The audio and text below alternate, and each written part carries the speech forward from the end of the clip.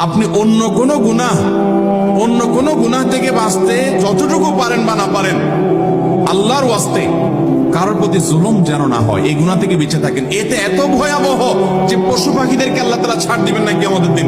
আল্লাহ নিজের কথা নিজে বলছেন, ইন্নী হারামতু যুলমা আলা নাফসি, হাদিসে কুদসিতে বলেছেন, আমি জুলুম আমার নিজের প্রতি নিজে হারাম করেছি।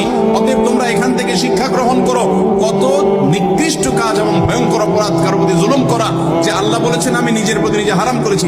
আল্লাহর কিসে হালাল হারাম? তিনি তো হালাল হারামের বিধানদাতা। তিনি বলেছেন নিজের প্রতি নিজে জুলুমকে হারাম করেছেন। অতএব তোমরা একে অন্যের প্রতি জুলুম। আপনি অন্য কোনো গুনাহ থেকে বাঁচতে যতটুকু পারেন বা না পারেন, আল্লাহর ওয়াস্তে কারোর প্রতি জুলুম যেন না হয়, এই গুনাহ থেকে বেঁচে থাকেন। এতে এত ভয়াবহ যে পশু পাখিদেরকে আল্লাহ তাআলা ছাড় দিবেন না কিয়ামতের দিন। আল্লাহ নিজের কথা নিজে বলছেন, ইন্নী হারামতু যুলমা আলা নাফসি, হাদিসে কুদসিতে বলেছেন, আমি জুলুম আমার নিজের প্রতি নিজে হারাম করে